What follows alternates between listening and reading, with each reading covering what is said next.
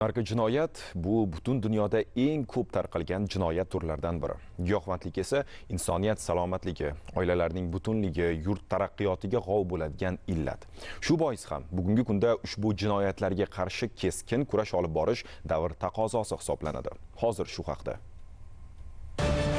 Bugun mamlakatimizda aholi salomatligi va millat genofondini giyohvandlik illatidan saqlash hamda narko-jinoyatlardan himoya qilish masalasi umummilliy harakat darajasiga ko'tarilib, huquqni muhofaza qiluvchi organlar tomonidan ushbu xavf-xatarlarga qarshi keng ko'lamli tadbirlar amalga oshirilmoqda. Jumladan Davlat xavfsizlik xizmati, bojxona va ichki ishlar organlari xodimlari hamkorligida Andijon viloyatida o'tkazilgan tezkor tadbirda Xo'jaobod tumani hududida harakatlanayotgan Toshkent viloyatining Yuqori Chirchiq tumanida yashovchi 1991-yilda tug'ilgan muqaddam sudlangan shaxsga tegishli BYD rusumli avtotransport vositasi to'xtatilib, ko'zdan kechirildi. Natijada uning salon qismida 6 dona polietilen o'ramlarda bo'lgan jami 5 kilogramm 946 gramm mefedron sintetik giyohvandlik vositasi borligi aniqlandi. O'tkir hidli kukunsimon ko'rinishdan sintetik giyohvand moddasiga o'xshash modda topilib, hozir uni elektron tarozi o'lchaymiz. Buni birinchi sonli paketga solib muhrlaymiz. Ma'lum bo'lishicha, u ushbu ajal og'usini narkokuryerlar tomonidan zakladka tarzida qoldirilgan joydan olib Toshkent shahriga ketayotgan bo'lgan. Tarafdan olib, ko'rinib turadi. Narsani olib, mashinaga qo'yasiz. Sizga bu joyni kim aytdi yoki kim lokatsiya ko'rsatib berdi? Telegramdan yozdi. Olingan narsani nimaligini bilasiz. Qayt beruvchi taqiqlangan dori. Davlat xavfsizlik xizmati va bojxona qo'mitasi xodimlari tomonidan poytaxtimizda o'tkazilgan tezkor tadbirda esa xorijdan kuryerlik jo'natmasi orqali qandolat mahsulotlari orasiga yashirgan holda yuborilgan 350 gramm klefidron sintetik narkotik moddasini qabul qilib olgan vaqtida Chilonzor tumanida yashovchi 2006-yilda tug'ilgan shaxs ushlandi. So'ngra tezkor tadbir davom ettirilib, uning sherigi bo'lgan Yashnobod tumanida yashovchi 1991-yilda tug'ilgan shaxs ham jinoyat ustida qo'lga olindi. Qabul qilib, ketayotgan vaqtda tezkor xodimlar tomonidan qo'lga olinib, uning xonadoni o'zining ishtirokida o'zini rozilik bilan ko'zdan kechiriladi. Дом имеется незаконные вещи?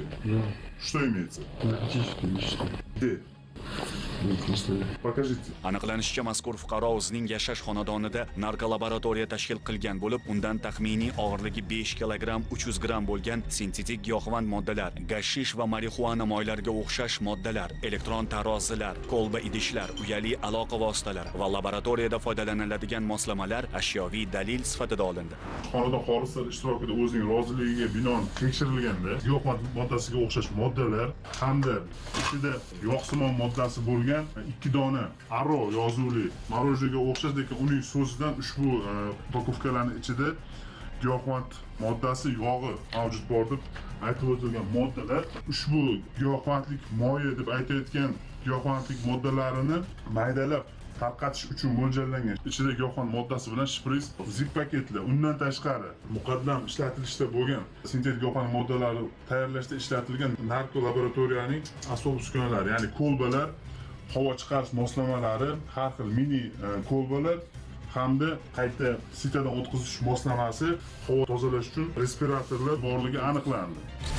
Xizmatning Namangan viloyati bo'yicha boshqarmasi hamda ichki ishlar va bojxona organlari hamkorligida o'tkazilgan tezkor tadbirda Farg'ona viloyatining Buvayda tumanida yashovchi 1981-yilda tug'ilgan muqaddam sudlangan shaxs Qirg'iz Respublikasidan Andijon viloyatiga noqonuniy olib o'tilgan 1 kilogramm 23 gramm geroin moddasini shartli xaridorga 18500 AQSh dollariga sotgan vaqtida qo'lga olindi.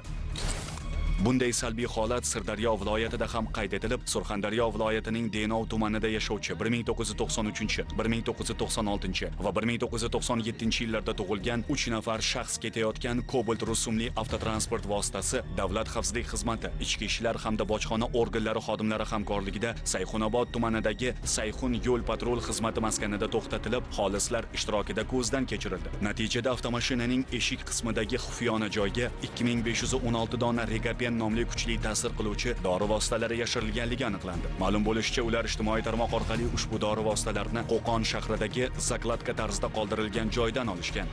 Sirdaryo viloyati Sayxunobod yo'l patrul xizmati maskanida, ya'ni postda oq rangli Cobalt avtomashinasi xolislar ishtirokida shaxsini to'plamaganda regapen kuchli ta'sir qiluvchi vositalar ashyoviy dalil tariqasida olindi.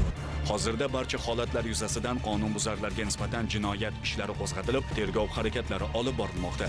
Hurmatli fuqarolar, ogoh bo'ling. Giyohvandlik vositalari savdosi bilan bog'liq har qanday xatti-harakat javobgarlikka sabab bo'ladi. Oson pul topish ilinjida guldek umringizni xazon qilmang. Har qanday jamiyatda jinoyatga jazo muqarrar.